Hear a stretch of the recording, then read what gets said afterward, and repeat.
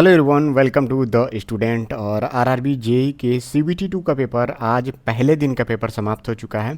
और जितने भी लोगों ने पेपर दिया है सभी लोग बता रहे हैं कि पेपर का जो लेवल है वो बहुत ही अच्छा है। तो इसी के बारे में हम इसमें बात करेंगे कि पेपर का लेवल कैसा रहा आज के पेपर का।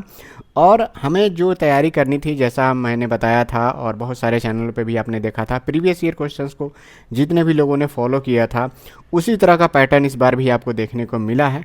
तो उसके बारे में हम बात करेंगे। और दूसरा हम बात करेंगे कि सेफ अटेम्प्ट क्या रहा बच्चों का, ऑन एवरेज लोग क्या अटेम्प्ट करके आ रहे हैं। देखिए, अटेम्प्ट करना और उतने नंबर लाना ये तो दोनों अलग अलग चीज़ें होती हैं। तो इन दोनों टॉपिक पे हम आज बात करने वाले हैं। सबसे पहले देखिए, आरआरबी जेई की प्रिपरेशन जितने भी लोग कर रहे थे उसमें बहुत सारे लड़के ऐसे भी थे जो लोग एएलपी का भी एग्जाम की प्रिपरेशन कर रहे थे। अब ऐसे में क्या हुआ कि एएलपी का पेपर जब कैंसिल हो गया सीबीटी 2 का, तो जेई का ही पेपर सामने आपके आ गया। तो कुछ लोग सोच रहे थे कि पहले एएलपी का पेपर दे लेते हैं उसके बाद से जेई का पेपर देंगे।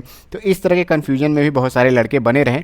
लेकिन हर एक वीडियो में मैंने पहले से कहा भी था कि जो लोग अगर जेई की प्रिपरेशन पहले से कर रहे हैं तो वो लोग जेई के एग्ज़ाम पर ही फोकस रहिए, चाहे भले ही उनको बीच में एएलपी का पेपर देने जाना पड़ जाए। अब देखिए, जेई के लिए मैंने बताया हुआ था कि किस तरह के पेपर पिछली बार आए हुए थे। सभी लोगों ने पेपर देखा भी था और टेस्ट सीरीज आप लोग सभी जगहों पे दे भी रहे थे। टेक्स्ट बुक से बहुत सारे लोगों ने टेस्ट सीरीज दिया और कुछ लोग कहते थे कि टेक्स्ट बुक के टेस्ट सीरीज थोड़ा आसान होते हैं। तो देखिए, पेपर बहुत ज़्यादा डिफिकल्ट बनाने का कोई मतलब नहीं बनता है। जेई का जो पेपर होता है, देखिए गेट लेवल के पेपर आपके देखने को नहीं मिलते हैं कि उसमें बहुत ज़्यादा कैलकुलेशन रहेगा, बहुत ज़्यादा आपका न्यूमेरिकल्स रहेंगे। हमेशा जो जेई के पेपर बनते हैं उसमें जो 100 क्वेश्चन आपका टेक्निकल का रहता है वो ज़्यादातर वन लाइनर क्वेश्चन रहते हैं, या फिर अगर न्यूमेरिकल आता है तो न्यूमेरिकल में एक सिंपल फॉर्मूला लगाइए और दूसरे या तीसरे स्टेप में उसका आपका आंसर आ जाना चाहिए। अब देखिए, इस तरह के मतलब टेक्निकल वाले जो मतलब आपके न्यूमेरिकल आते हैं वो ऐसे ही आते हैं कि सिंपल एक फार्मूला लगाया। इलेक्ट्रिकल में जैसे आरपीएम निकालने की वैल्यू दे देता है, प्राइमरी सेकेंडरी वाइंडिंग के हिसाब से वोल्टेज निकालने को दे देता है ट्रांसफार्मर में। इस तरह के छोटे छोटे सीरीज कॉम्बिनेशन, पैरेलल कॉम्बिनेशन के रेजिस्टेंस का कभी कभी कभार दे देता है इस तरह का।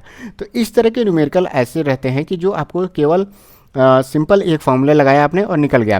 कभी कभी ऐसा नहीं है कि आपको थीटा की वैल्यू 32 डिग्री रख के आपको निकालना हो। जब आप डिग्री पढ़ते हैं, जब आप बीटेक में रहते हैं, डिप्लोमा में रहते हैं, तो आपको कैलकुलेटर मिलता है, साइंटिफिक कैलकुलेटर मिलता है। तो उसमें ऐसे क्वेश्चनों को, डिफिकल्ट क्वेश्चनों को लगाने में थोड़ी आसान रहती है कि जल्दी से आप उसमें कैलकुलेशन कर लेते हैं। जितने भी लोगों के पास टेस्ट सीरीज नहीं है वो लोग टेक्स्ट बुक का टेस्ट सीरीज ले सकते हैं, जिसका कामयाबी एक्सप्रेस सेल चल रहा है, जिसमें आप ईयरली पास प्रो आप 615 रुपये में ले सकते हैं। और अगर आप कोड यूज करते हैं STUD तो आपको एक्स्ट्रा 12% का ऑफ आपको मिल जाएगा। लिंक मैं नीचे डिस्क्रिप्शन में आपको दे दे रहा हूँ। जिनके भी पास नहीं है वो लोग ऑफिशियल साइट पे जाकर के टेक्स्ट बुक का टेस्ट सीरीज ले सकते हैं। लेकिन जेई के पेपर में ऐसा साइंटिफिक कैलकुलेटर तो आपको स्क्रीन पे नहीं दिखता है। तो इससे आपको समझ जाना चाहिए कि न्यूमेरिकल हमेशा सिंपल आते हैं। तो जब भी आप जेई के टेक्निकल को अगर आप पढ़ रहे हैं तो हमेशा थियरी वाले पोर्शन को ज़्यादा आपको ध्यान देने की ज़रूरत होती है। अब देखिए, 150 क्वेश्चन का आपका पेपर था, ठीक है, जिसमें से 100 क्वेश्चन आपके टेक्निकल के थे और 50 क्वेश्चन आपका बाकी करंट अफेयर जीके जीएस इस तरह के था। तो अब देखिए, टोटल जो लड़के जिनसे भी मेरी बात हुई है या फिर ग्रुप में जितने लोग मैसेज कर रहे हैं, लगभग सभी लोग यही बता रहे हैं कि 105 से लेकर के 120 क्वेश्चन के आसपास में इन लोगों ने अटेम्प्ट किया हुआ है। अगर आपकी गलती कम से कम है तो कट ऑफ मान के चलिए 100 के आसपास में मेरा जो एक प्रेडिक्शन है। बाकी हो सकता है इससे ज़्यादा भी आ सकता है, इससे कम भी हो सकता है। लेकिन ऑन एवरेज जो अटेम्प्ट है लड़कों का मैं देख रहा हूँ 105 से लेकर के 120 है। ज़्यादातर लड़के मैं देख रहा हूँ कि 110 से लेकर के 115 में ज़्यादा लड़कों की संख्या आ रही है। 110 से लेकर के 115 के आसपास में वो लोग सेव अटेम्प्ट कर रहे हैं। तो मैं सभी से ये कहूँगा कि कम से कम 100 से प्लस आप तो अटेम्प्ट करिए ही करिए। और जिनके बहुत अच्छा पेपर हुआ है वो लोग 122 123 भी अटेम्प्ट किया हुआ है उन लोगों ने।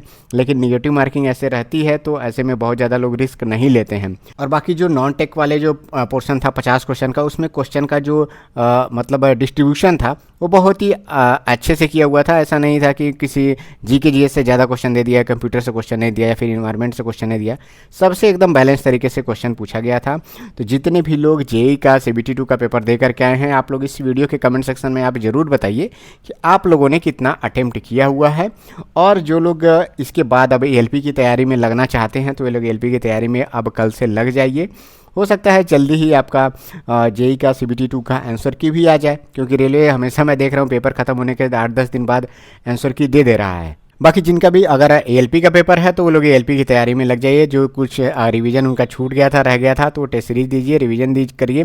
और जिनके भी पास टेस्ट सीरीज नहीं है वो लोग टेस्ट सीरीज ज़रूर ले लिया करिए, क्योंकि इसी से ही आप जो एग्ज़ाम में बैठते हैं उसमें टाइम मैनेजमेंट करने के लिए आपको मदद मिलता है। और जितने भी लोग द स्टूडेंट के टेलीग्राम ग्रुप से जुड़ना चाहते हैं वो लोग सर्च कर सकते हैं @द ऑफिशियल नाम से। आप टेलीग्राम पे सर्च करेंगे तो आपको ये ग्रुप मिल जाएगा।